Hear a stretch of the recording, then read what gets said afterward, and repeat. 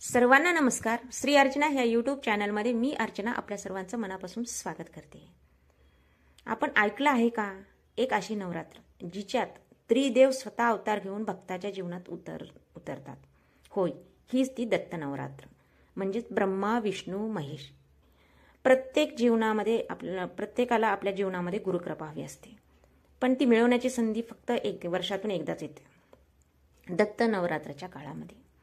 या 9 दिवसात जे दत्त नाम जपतात त्यांचं जीवनच बदलतं. चला तर आपण जाणून घेऊया पुराणामध्ये याचं गूढ नवरात्राचं रहस्य आणि कसं मिळवायचं श्री दत्ताची अमोघ कृपा. आपण जाणता का, दत्त नवरात्राचा उल्लेख स्वतः स्कंद पुराण, गुरुचरित्र आणि ब्रह्मवर्त पुराणात सापडतो. पुराणात असंही सांगितलं आहे की या 9 दिवसात जो भक्त आपल्या भक्तीने दत्ताची उपासना करतो त्याच्या सर्व पापाचा नाश होतो आणि त्याला मिळते ज्ञान, वैराग्य आणि समाधान आणि मनकामना पूर्ती सुद्धा. दत्तात्रय हे त्रिदेवाचे स्वरूप आहेत. ब्रह्मा म्हणजे सृष्टी, विष्णू म्हणजे पालन आणि महेश म्हणजे संहार.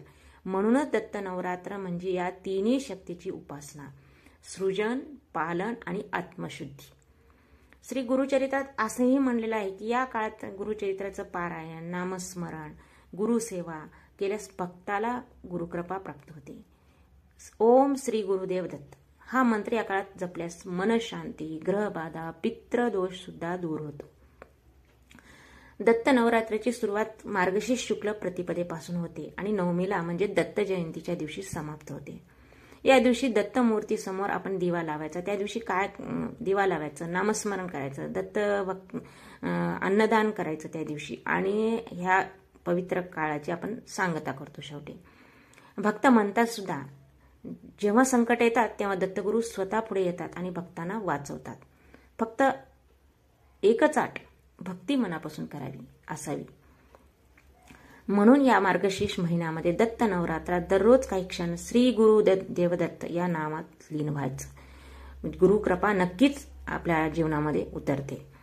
या दिवशी काय करायचं, सोप्या पद्धतीने आपण घरगुती करायचं. आपल्या दिवशी आपल्याला दैनंदिन कामं आटोपल्यानंतर, आपले अंगण, सडा, देव अर्चना केल्यानंतर आपण त्या दिवशी स्नान करायचं. स्नानामध्ये गंगाजल टाकायचं किंवा तुळशी पान टाकायचं. त्यानंतर आपण स्वच्छ वस्त्र नेसायचं, किंवा धूत वस्त्र किंवा सवळं, आणि आपल्या देवघराच्या जवळच एक चौरंग मांडायचा. त्याच्यावर दत्तात्रेयाचा फोटो ठेवायचा किंवा मूर्ती ठेवायची.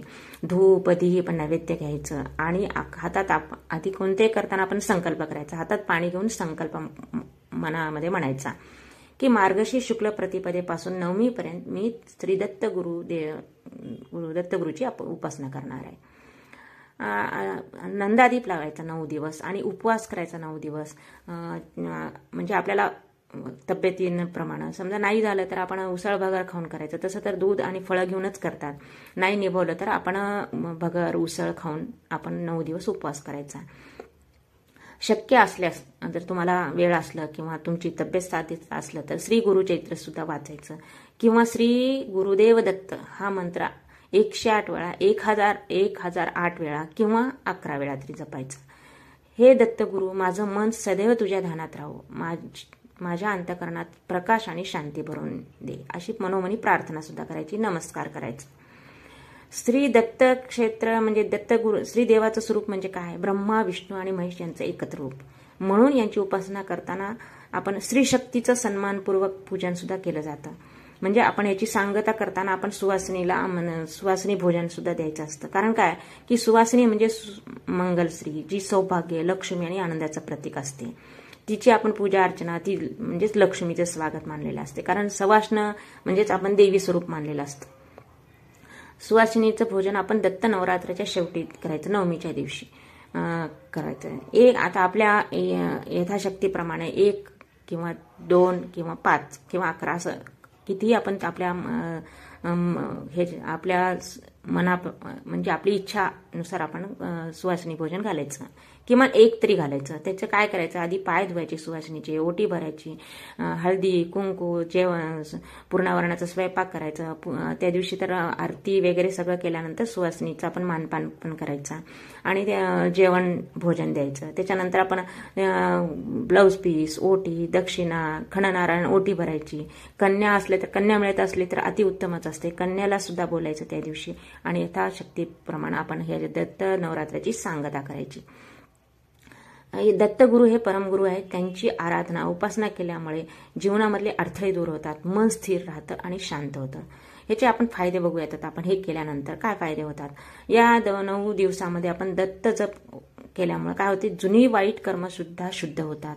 ग्रहबाधा, पितृदोष, नकारात्मकता दूर होते. आणि काय होते, हे आपण दत्त गुरुचरित्र वाचलं, दत्त स्तोत्र वाचलं, त्याच्यामुळे काय अशुभ ग्रहदोष कमी होतो, आपल्याला आरोग्य चांगलं राहतं, मानसिक बळ होतं, विल पॉवर वाढते, मनातील भय, ताण, अस्वस्थता नाहीशी होते. आणि दत्तगुरूचं हे नवरात्र आपण केल्यामुळं, दत्ताची सेवा केल्यामुळे काय होतं की आपल्याला विद्यार्थ्यांना सुद्धा अभ्यासामध्ये लक्ष लागतं, स्मरणशक्ती वाढते, हा सुद्धा लाभ होतो. घरामध्ये सौख्य, धनलाभ होतो. सुवासिनीचं भोजन केल्यामुळे काय होतं, लक्ष्मीची कृपा सुद्धा प्राप्त होते. संतती सुख सुद्धा कुटुंबात ऐक्य वाढतं, संतती सुख लाभतं. आणि ह्याच्यामध्ये उपवास केल्यामुळे, नवरात्रामध्ये दत्त जप केल्यामुळे काय घरातील तणाव, दुःख कमी होते.